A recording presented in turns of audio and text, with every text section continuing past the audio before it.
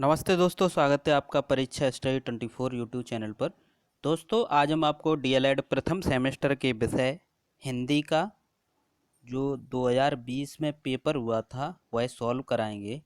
और एक बात और आपसे कहनी थी कि किसी भी विषय को इतना भी सरल मत समझें कि आप उसका रिवीजन ना करें या फिर उसे पढ़ना भी छोड़ दें, क्योंकि बहुत से छात्र कमेंट करते हैं कि हिंदी हमें आती है, लेकिन जो सब्जेक्ट आपको आता है तो उसमें पूरे पूरे मार्क्स लेके आएँ, पूरे पूरे नंबर लेके आएँ। अगर 25 नंबर की हिंदी है, अगर आपको आती है तो 25 नंबर पूरे लेके आएँ।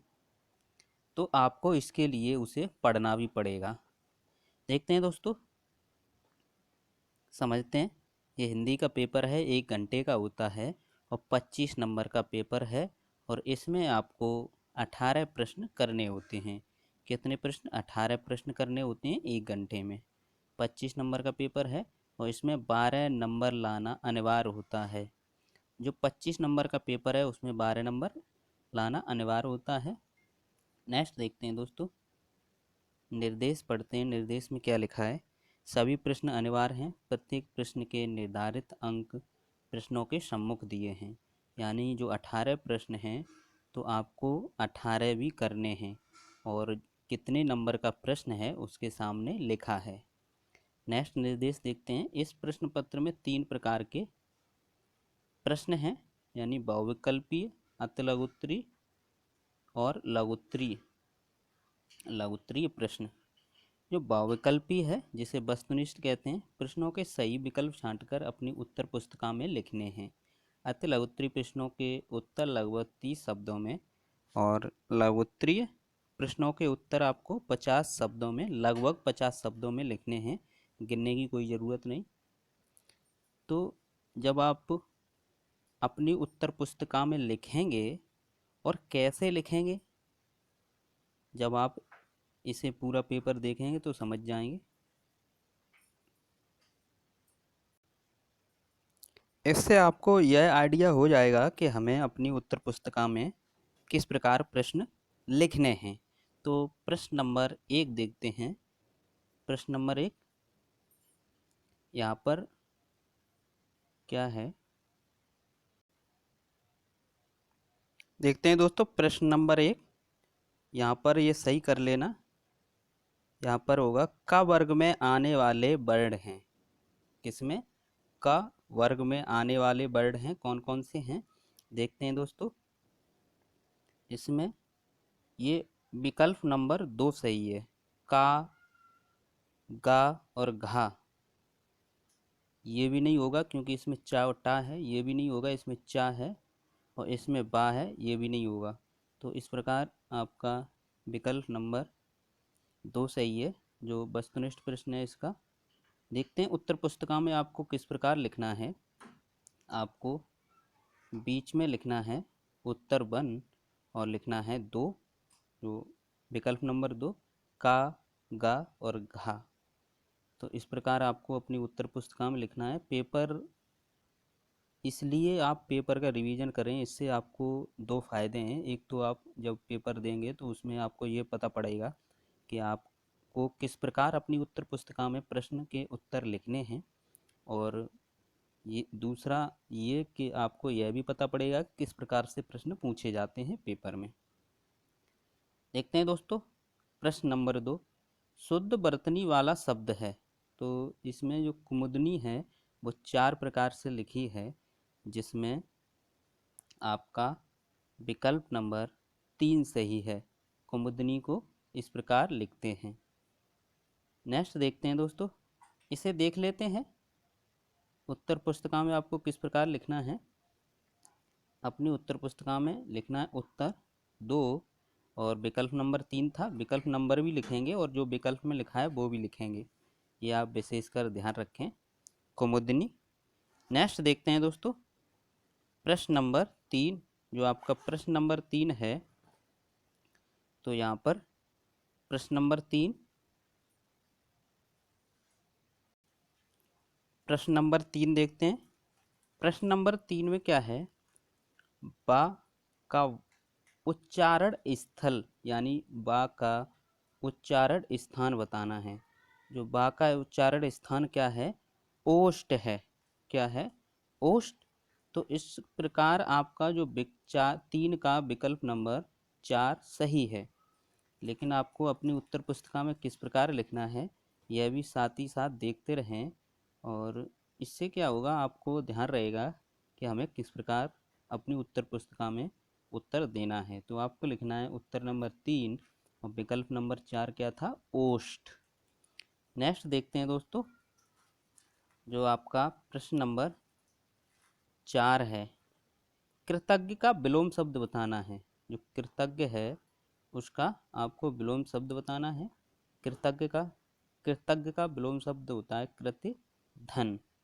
कृत्य धन यानी विकल्प नंबर 4 सही है। नेक्स्ट देखते हैं दोस्तों, इसको उत्तर पुस्तिका में किस प्रकार लिखना है यह भी देख लेते हैं। उत्तर डालना है उत्तर 4 और विकल्प नंबर 4 सही था, कृत्य धन।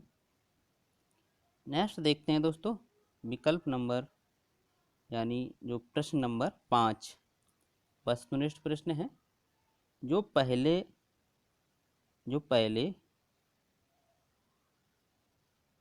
ये सही कर लेते हैं, जो पहले कभी न हुआ हो। जो पहले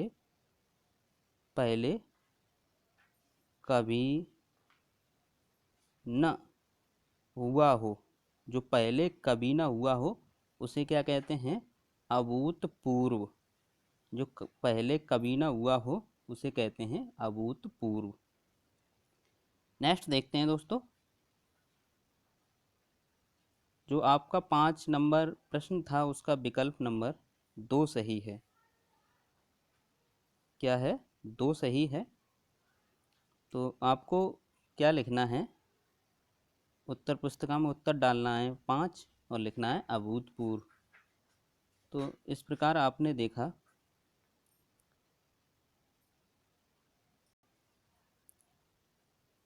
नेक्स्ट देखते हैं दोस्तों, प्रश्न नंबर 6। प्रश्न नंबर 6 क्या है? स्वर किसे कहते हैं?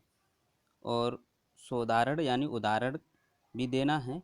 और एक बात और आपको बता दें कि जो छात्र हमें पेपर सेंड करते हैं या फिर जो भी पेपर सेंड किया गया है, यदि उनकी प्रिंट हल्की होती है तो हम उन्हें टाइप करवाते हैं। और टाइप करवाने में क्या है, एक दो वर्ड गलत हो जाते हैं तो हम आपको सही करके बता देते हैं, आप परेशान मत हो। पेपर तो 2020 में जो हुआ है वही है, आप इसकी कोई दिक्कत नहीं है। देखते हैं दोस्तों, स्वर किसे कहते हैं? सोदाहरण स्पष्ट कीजिए। तो आपको अपनी उत्तर पुस्तिका में किस प्रकार लिखना है और कितना लिखना है? तो उत्तर डालना है 6 और लिखना है हेडिंग डाल के स्वर। स्वतंत्र रूप से बोले जाने वाले वर्णों को स्वर कहते हैं। स्वतंत्र रूप से बोले जाने वाले वर्णों को स्वर कहते हैं। उदाहरण में लिखेंगे अ आ ई उ ऋ ए ऐ ओ औ अंग। तो इस प्रकार आप प्रश्न नंबर 6 लिखेंगे और इतना लिख देंगे, कोई दिक्कत नहीं, जितना पूछा जा रहा है उतना लिखें। प्रश्न नंबर 7 देखते हैं। जो प्रश्न नंबर 7 है, ऊष्म व्यंजन कितने हैं लिखिए। तो ऊष्म व्यंजन कितने हैं परिभाषा नहीं पूछी गई है तो परिभाषा नहीं लिखेंगे। तो इसमें उत्तर 7 लिखेंगे। ऊष्म व्यंजन 4 हैं, श स ह। नेक्स्ट देखते हैं दोस्तों, प्रश्न नंबर 8। जो प्रश्न नंबर 8 है उसमें पूछा गया है, अतिथि एवं अभूत शब्द, दो शब्द दिए हैं आपको, एक अतिथि दिया है एक अभूत दिया है। इन दोनों के आपको पर्यायवाची लिखने हैं दो दो। देखते हैं दोस्तों, पर्यायवाची उत्तर लिखना है अपनी उत्तर पुस्तिका में उत्तर 8 पर्यायवाची शब्द हेडिंग डाल देंगे, जिससे एग्जामिनर को समझ में आए कि पूछा क्या जा रहा है। अतिथि, अतिथि को मेहमान और आगंतुक भी कहते हैं। और अभूत को वर्तमान, मौजूद या आज भी कहते हैं। वर्तमान या आज अभूत को कहते हैं। तो इस प्रकार आपने प्रश्न नंबर 8 का उत्तर दिया। नेक्स्ट देखते हैं दोस्तों प्रश्न नंबर 9। प्रश्न नंबर 9 क्या है? जिसके समान कोई दूसरा ना हो। वाक्यांश के लिए एक शब्द लिखना है। जिसके समान कोई दूसरा ना हो, तो आपको अपनी उत्तर पुस्तिका में किस प्रकार लिखना है? उत्तर डालना है उत्तर 9 और लिखना है जिसके समान कोई दूसरा ना हो उसे कहेंगे अद्वितीय। अगर इस प्रकार लिखेंगे तो आपको नंबर अच्छे मिलेंगे, यहाँ काटने की कोई गुंजाइश नहीं रहेगी। नेक्स्ट देखते हैं प्रश्न नंबर 10। प्रश्न नंबर 10 है अंधों में काना राजा का आशय स्पष्ट कीजिए। यानी अंधों में काना राजा है, उसका आशय बताना है या अर्थ बताना है आपको। तो देखते हैं प्रश्न नंबर 10 है, लिखेंगे अंधों में काना राजा और इसका अर्थ बताएंगे मूर्खों के बीच में अल्प ज्ञान वाला व्यक्ति ही सम्मान के पात्र होता है। यदि सभी मूर्ख हैं, उसमें एक को थोड़ा भी ज्ञान है तो वह सम्मान के पात्र है। तो इस प्रकार आपने उत्तर नंबर 10 अपनी उत्तर पुस्तिका में लिखा। नेक्स्ट देखते हैं प्रश्न नंबर 11। अनुलेख किसे कहते हैं? तो प्रश्न नंबर 11 है अनुलेख। अनुलेख की परिभाषा बतानी है आपको। तो उत्तर डालेंगे 11 और हेडिंग डालेंगे अनुलेख। तो इसमें लिखेंगे अनुलेख का अर्थ है अनुकरण करके लिखना। अनुलेख का क्या अर्थ है? अनुकरण करके लिखना। किसी लिखे हुए शब्द का अनुकरण करके पुनः वही शब्द लिखना अनुकरण, यानी वही शब्द लिखना अनुलेख कहलाता है। किसी लिखे हुए शब्द का अनुकरण करके पुनः वही शब्द लिखना अनुलेख कहलाता है। तो इस प्रकार आपने देखा कि हमें कितना लिखना है और कैसे लिखना है, अपनी उत्तर पुस्तिका में कैसे प्रश्न करने हैं, इसका आइडिया हो जाएगा। इसलिए आप जितने भी पुराने पेपर कराए जा रहे हैं उनको ज़रूर करें। नेक्स्ट देखते हैं प्रश्न नंबर 12। जो प्रश्न नंबर 12 में क्या है, यहाँ से ये 2 नंबर के प्रश्न स्टार्ट हो जाते हैं। व्यंजन किसे कहते हैं? अंतस्थ व्यंजन के उदाहरण लिखिए। व्यंजन किसे कहते हैं? अंतस्थ व्यंजन के उदाहरण लिखिए। तो व्यंजन की परिभाषा लिखेंगे। देखते हैं दोस्तों प्रश्न नंबर 12। तो आप अपनी उत्तर पुस्तिका में लिखेंगे उत्तर 12 व्यंजन, हेडिंग डालेंगे। स्वर की सहायता से बोले जाने वाले वर्णों को व्यंजन कहते हैं। स्वर की सहायता से बोले जाने वाले वर्णों को व्यंजन कहते हैं। अंतस्थ व्यंजन का उदाहरण क्या है? य, र, ल, व। तो जितना आपके पेपर में पूछा जाए आप अपनी उत्तर पुस्तिका में उतना ही लिखें, क्योंकि समय 1 घंटे का है। नेक्स्ट देखते हैं दोस्तों प्रश्न नंबर 13। सरस्वती एवं बसंत शब्द के 2 पर्यायवाची शब्द लिखने हैं। तो यहाँ पर आपको सरस्वती और बसंत जो शब्द है उसके पर्यायवाची शब्द लिखने हैं। तो प्रश्न नंबर 13 तो आप डालेंगे अपनी उत्तर पुस्तिका में उत्तर 13 पर्यायवाची शब्द सरस्वती। तो सरस्वती को कहते हैं वीणा पाण, हंस वाहिनी। बसंत को कहते हैं ऋतुराज, मधुमास। तो इस प्रकार आपने प्रश्न नंबर 13 का उत्तर दिया। नेक्स्ट देखते हैं दोस्तों प्रश्न नंबर 14। तो प्रश्न नंबर 14 है अल्प प्राण एवं महाप्राण ध्वनियों से आप क्या समझते हैं? तो यहाँ पर अल्प प्राण और महाप्राण की परिभाषा लिखनी है। देखते हैं दोस्तों उत्तर नंबर 14 डालेंगे। क्या लिखेंगे अपनी उत्तर पुस्तिका में? उत्तर 14 और हेडिंग डालेंगे अल्प प्राण ध्वनियाँ। जो आपके प्रश्न में लिखा है वही लिखेंगे। अल्प प्राण ध्वनियाँ लिखा है तो अल्प प्राण ध्वनियाँ लिखेंगे, और केवल अल्प प्राण लिखा होता तो आप अल्प प्राण लिखते। देखते हैं दोस्तों जिन व्यंजनों के उच्चारण में मुख से कम हवा निकले उसे अल्प प्राण ध्वनियाँ कहते हैं। जिन व्यंजनों के उच्चारण में मुख से कम हवा निकले उसे अल्प प्राण कहते हैं। महाप्राण ध्वनियाँ जिन व्यंजनों के उच्चारण में मुख से अधिक हवा निकले उसे महाप्राण कहते हैं। तो इस प्रकार आपने प्रश्न नंबर 14 का उत्तर भी दिया। तो आपको अपनी उत्तर पुस्तिका में इस प्रकार लिखना है और इतना ही लिखना है। आप परेशान मत हो। यदि आपकी क्षमता अधिक लिखने की है, 1 घंटे में 18 प्रश्न से अधिक लिख सकते हो, तो आप कितना भी लिखें, एक प्रश्न को एक पेज में भी लिख दें, कोई दिक्कत नहीं, नंबर तो उतने ही मिलेंगे। नेक्स्ट देखते हैं प्रश्न नंबर 15। जो आपका प्रश्न नंबर 15 है, सस्वर वाचन किसे कहते हैं? भाषा शिक्षण में सस्वर वाचन का उद्देश्य एवं महत्व को स्पष्ट कीजिए। तो सस्वर वाचन देखते हैं दोस्तों। प्रश्न नंबर आपका 15 है, सस्वर वाचन की परिभाषा पहले लिखते हैं। स्वर सहित पढ़ना सस्वर वाचन कहलाता है। तो स्वर सहित पढ़ना सस्वर वाचन कहलाता है। और इसी में जुड़ा हुआ ये प्रश्न है, भाषा शिक्षण में सस्वर वाचन का उद्देश्य और महत्व। तो पहले उद्देश्य देखते हैं। छात्रों में शुद्ध उच्चारण के विकास के लिए, छात्रों में शुद्ध पढ़ने की क्षमता के विकास के लिए, छात्रों में स्वरों के उतार चढ़ाव के विकास के लिए, छात्रों में समान ध्वनियों के भेद के विकास के लिए। तो इस प्रकार आप अपनी उत्तर पुस्तिका में लिखेंगे। और नेक्स्ट हेडिंग डालेंगे महत्व की, भाषा शिक्षण में सस्वर वाचन का महत्व। तो इसमें क्या लिखेंगे? छात्रों में शुद्ध उच्चारण का विकास होता है, छात्रों में समान ध्वनियों में भेद करने का विकास होता है, छात्रों में स्वरों के उतार चढ़ाव का विकास होता है, छात्रों में शुद्ध पढ़ने की क्षमता का विकास होता है। तो इस प्रकार आपने प्रश्न नंबर 15 का उत्तर दिया।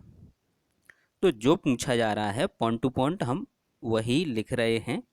और इसी प्रकार यदि आप प्रश्न अपनी उत्तर पुस्तिका में लिखेंगे तभी आप पेपर कर सकते हो, तभी आपको अच्छे नंबर मिलेंगे।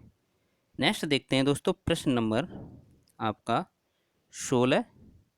प्रश्न नंबर 16 में क्या है समझते हैं। पूर्ण विराम एवं विस्मयबोधक चिन्ह में क्या अंतर है? तो पूर्ण विराम और विस्मयबोधक चिन्ह की परिभाषा लिख देनी है आपको। देखते हैं दोस्तों प्रश्न नंबर जो आपका 16 है, तो डालेंगे उत्तर नंबर 16 पूर्ण विराम। पूर्ण विराम का अर्थ है भली भांति ठहर जाना, वाक्य का भाव पूर्ण हो जाता है, ऐसे वाक्य के अंत में पूर्ण विराम का प्रयोग किया जाता है। जैसे रमेश खेलता है या रमेश खाना खाता है, कुछ भी लिख सकते हैं। विस्मयादिबोधक चिन्ह हर्ष, भय, प्रेम, आश्चर्य, करुणा आदि का बोध कराने के लिए वाक्य में विस्मयादिबोधक चिन्ह का प्रयोग किया जाता है। जैसे अरे वह पास हो गया। तो इस प्रकार आपने जो अंतर पूछा था उसमें भी आप डेफिनेशन लिख देंगे, तो वही अंतर हो गया। तो इस प्रकार आपने उत्तर नंबर 16 देखा। नेक्स्ट देखते हैं दोस्तों प्रश्न नंबर 17। प्रश्न नंबर 17 को समझते हैं। भाषा में विराम चिन्हों की आवश्यकता व महत्व को स्पष्ट करते हुए किसी विराम चिन्ह को लिखिए। तो यह पूछा गया है।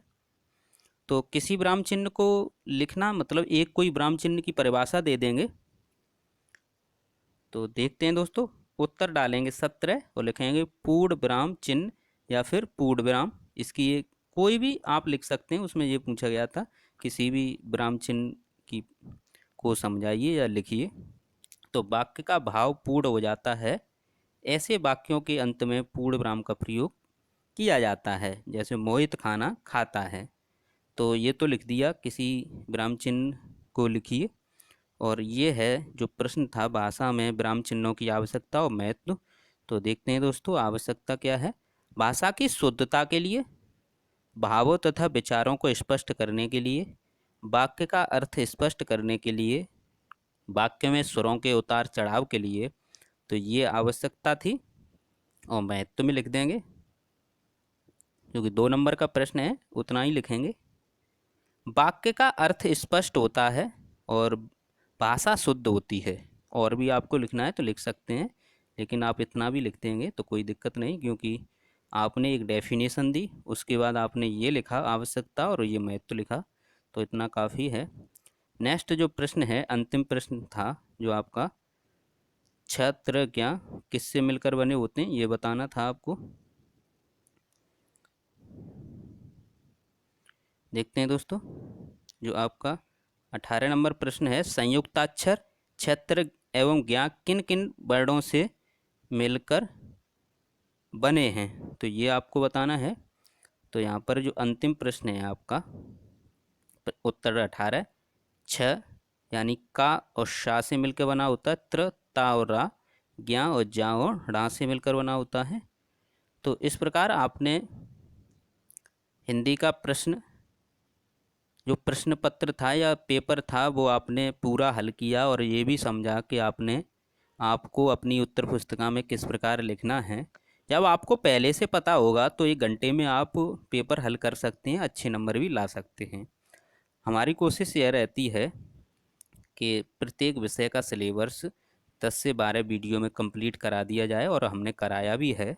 आप हमारे चैनल की प्लेलिस्ट पर जाकर वहाँ से प्रत्येक सब्जेक्ट की वीडियो देख सकते हैं। 10-12 वीडियो में हमने प्रत्येक सब्जेक्ट को कंप्लीट कराया है पॉइंट टू पॉइंट। अच्छे नंबर लाने के दो ही तरीके हैं, आप पहले सिलेबस कंप्लीट कीजिए और दूसरा पुराने पेपर लगाइए। सिलेबस कंप्लीट हो जाएगा, उसके बाद आप पुराने पेपर लगाएंगे, तो उससे यह होगा कि आपको यह आइडिया होगा कि एग्ज़ाम में पेपर या प्रश्न किस प्रकार पूछे जाते हैं। यदि आप चैनल पर नए हैं तो चैनल को सब्सक्राइब कर लें, घंटी वाले बटन को भी दबा लें, और वीडियो को अपने दोस्तों में और डीएलएड विद्यालय के जो ग्रुप हैं उनमें शेयर कीजिए। और यदि आप हमारे व्हाट्सएप ग्रुप से नहीं जुड़े हैं तो डिस्क्रिप्शन में लिंक है, वहाँ से आप व्हाट्सएप ग्रुप से जुड़ सकते हैं। तो यदि किसी भी समस्या, पढ़ाई से रिलेटिव किसी भी विषय में कोई समस्या है, तो आप 8445766464 पर व्हाट्सअप कर सकते हैं, व्हाट्सअप मैसेज कर सकते हैं। कॉल नहीं लगेगी, ये आप विशेषकर ध्यान रखें। 8445766464, इस पर आप मैसेज करके कुछ भी पूछ सकते हैं, या आपको व्हाट्सअप लिंक चाहिए तो हम आपको दे देंगे।